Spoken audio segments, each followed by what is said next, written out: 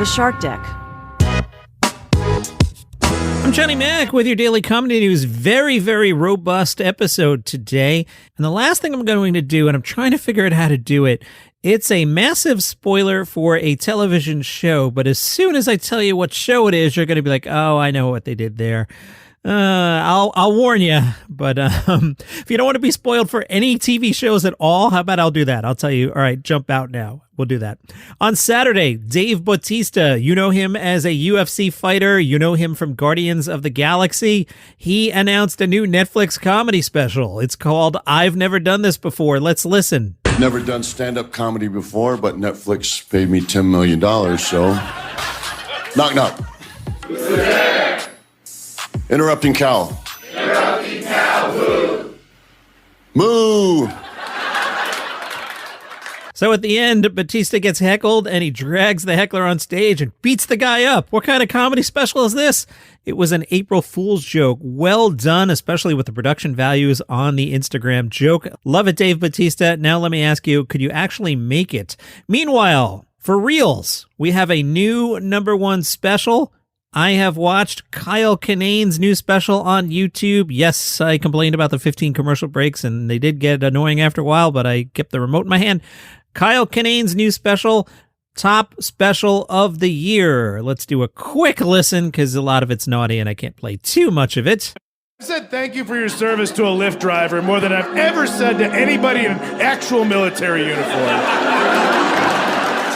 As you could tell, I enjoyed the entire hour and a very strong closer. Kyle Kinane, well done. Currently, #1. Do you want the updated rankings? Sure, why not? I haven't even updated my document. Here, you can hear me type. KYLE space KINANE. That moves Nate Bargatze's Hello World down to #2. Jay McBride, now #3. Jim Jeffries, #4. Embargoed special that I've already seen is #5. What's that, Johnny Mac? Oh yeah, I got a screener, but it ain't out yet, and I've seen it. It's #5. It's not quite as good as Jim Jeffries, and it's a little better than Chris Rock at #6. Who is it? You'll find out as soon as I can tell you. And #7, The Roast of Mr. Peanut. I know you think I'm insane when I say that. Why don't you go on YouTube and look at The Roast of Mr. Peanut, and you will see it is quite funny. I also watched Mae Martin's special. Wasn't feeling it. I tried. I got into it, and I'm like, this is going nowhere for me. If you like it, awesome. Wasn't for me. And then I skipped ahead because I knew they had addressed Dave Chappelle by name, and I'm like, all right, let me see what that part is, and it didn't land for me. I was like, all right, you mentioned Dave and Ricky Gervais by name and not feeling it. The Last Laugh podcast caught up with Mae Martin and asked Mae about name-checking Chappelle and Gervais. Mae said, and I think this is better done than what's in the special, Mae said, I find it really mind-boggling that these people that I grew up being such a fan of and who seem like these cool left-wing warriors and counterculture people, I can't really wrap my head around why they're so fixated on particularly trans women. But also, I mean, when Chappelle got attacked on stage and the first thing he said was, that was a trans man, I was like, what is happening? I find it really confusing, and it's so personal to me, and so much of my fan base is young queer people. So I'm always quite starkly confronted with these statistics at how at risk that community is. I don't understand it. It's such an at-risk minority group. I don't really know why there isn't more uproar about publicly targeting them when the consequences are so obvious. And then, of course, the comedians themselves complain about the consequences that they're going to face for talking about it, which are really nothing. Didn't Louis C.K. win a Grammy a couple years ago? It's crazy, but maybe it'll swing back the other day. I don't think Louis C.K. did trans jokes. He got in trouble for something else, but I digress. It's crazy, but maybe it'll swing back the other way. And I would love it if those people were just a little more informed or open to learning, because some of the things they're saying are demonstrably untrue. They're scientifically not true. Of course, freedom of speech is so crucial, but I don't think you'll be able to say things that are not true, that are drumming up hate and violence. Big J Okerson's special. Now, I thought it was coming out April 5th. The trailer says April 5th. The laugh button says out today. Maybe they mean midnight tonight. I don't know. But either today or tomorrow, you'll have a Big J Okerson on YouTube. I have not been able to find any reviews of the Roast of Bert Kreischer, and despite my jokes about sitting in the basement, I did not watch the Roast of Bert Kreischer.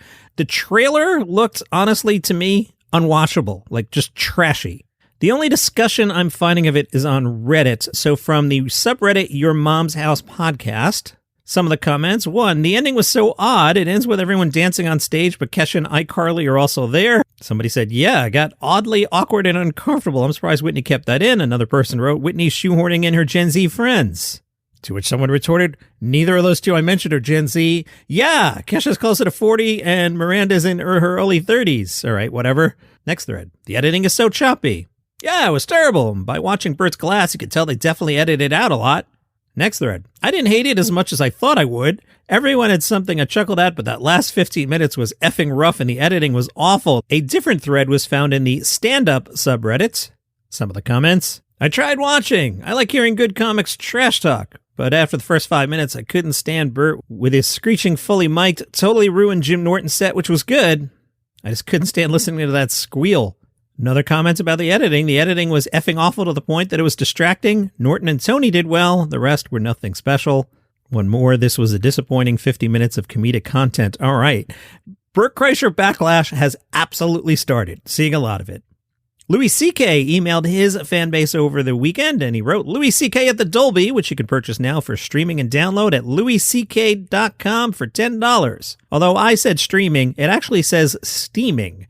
Perhaps a joke, perhaps a typo. Louis C.K. writes, Louis C.K. at the Dolby includes a lot of material that I performed for the live stream from MSG Back to the Garden, but it also includes 14 minutes of new jokes that I didn't do on that show, including a totally different closing piece of stuff at the end.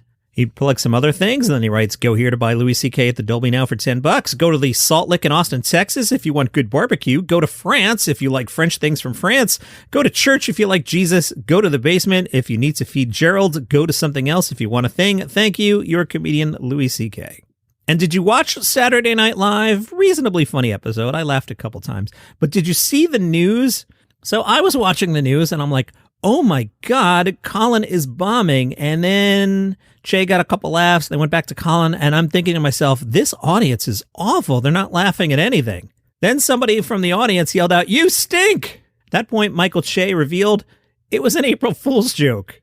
Michael Che had told the audience not to laugh at any of Colin Jost's jokes. The audience, they played along. They did not laugh. Jost was wondering if his mic wasn't working. After the reveal, Che told Jost, don't worry, they'll probably laugh at the next joke. Jost was visibly, not shaken, but like he had the giggles and had trouble getting through the jokes, and then turned to Che and said, that's the meanest thing you've ever done. I'm covered in sweat. The laugh button found on another subreddit. It's subreddit day here on Daily Comedy News. This subreddit live from New York. User LSATPrepper2 was at the taping and said, can confirm it was all legit. So we're waiting in a room that has beers and soft drinks and water, and there's a DJ playing sick music. Before we're called for seating, Che comes up to us saying he wants to play an April Fool's joke, something that's yet to be done on SNL. And then he says, when Jost is on, we can't laugh. There was one small section that laughed, but the rest of us were dead silent. The crowd erupted in laughter for Che, and Jost was like, huh? It was really funny when he cut on. The you stink sounded like it came from the audience as far as I'm aware. When we cheered for him, he told us to not even dare, and that made people crack up hard. Everyone couldn't stop laughing for a while. I feel quite fortunate to have been part of this audience. 10 out of 10, amazing experience. If you like what I do here, go to buymeacoffee.com/dailycomedynews, and what are you going to do there? You're going to buy me a coffee. How do you do that? You can do a one-time donation, $5. You can join the $2 club. That's a $2 monthly recurring thing. There are other price tiers. I'll shout you out. I'll get a coffee for myself. Buymeacoffee.com/dailycomedynews. Hey, an Adam Sandler controversy. Yes, CNN and Kennedy Center show stripped of Trump jokes, comics miffed. From the New York Post, they say, we hear there was chatter backstage on March 19th at the Kennedy Center that CNN planned to be, quote, all over everyone's, unquote, political gags.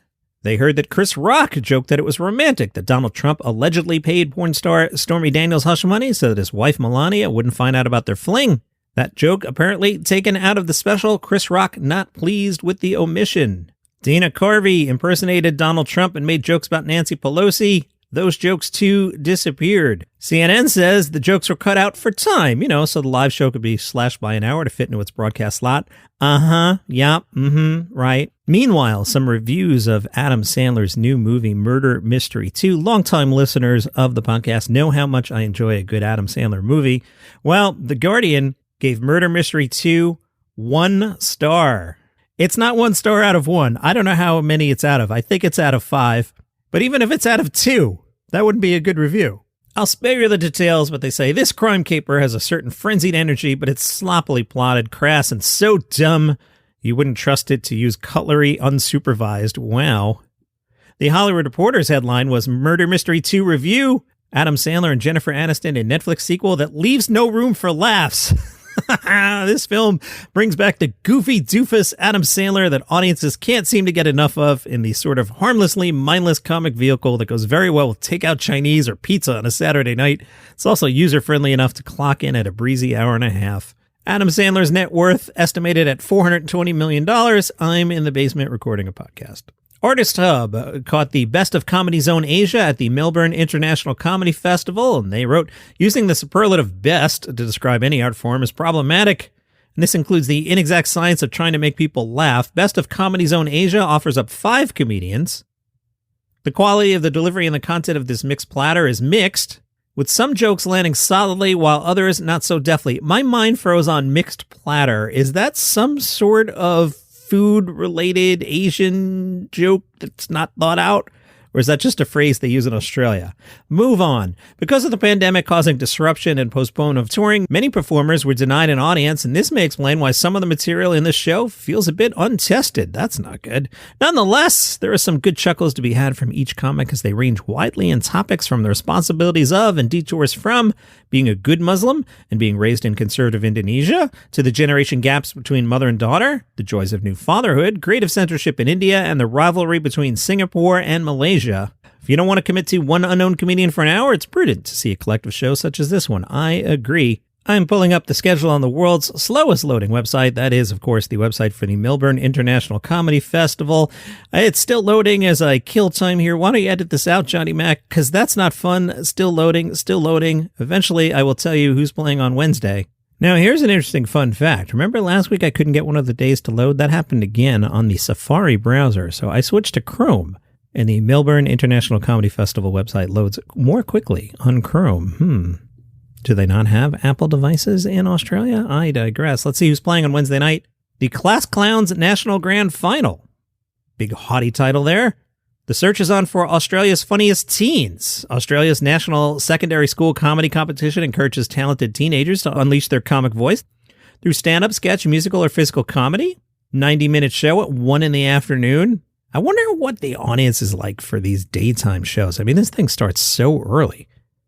Ari Eljorn's Return of the Icelandic. Oh, and it says play clip. Maybe I should just do the play clip ones. You want to hear a clip? I want to hear a clip. We all have names that mean something in my country. My brother's name is Ulfur. It means wolf. My girlfriend's name is Linda. It means internet. We all have names that mean something in my country. For those of you who don't know much about Iceland, I'll tell you some facts. There's 340,000 people who live in Iceland.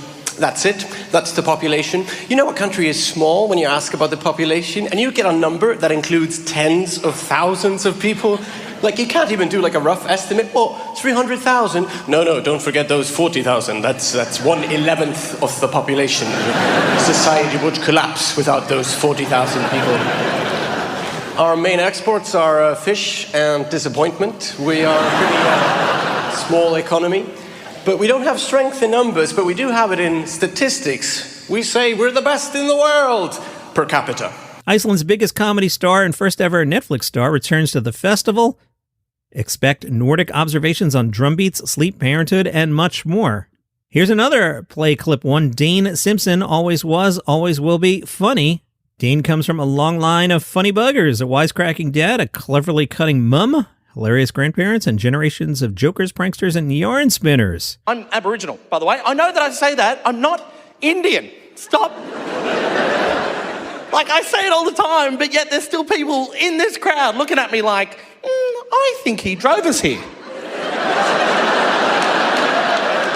I didn't.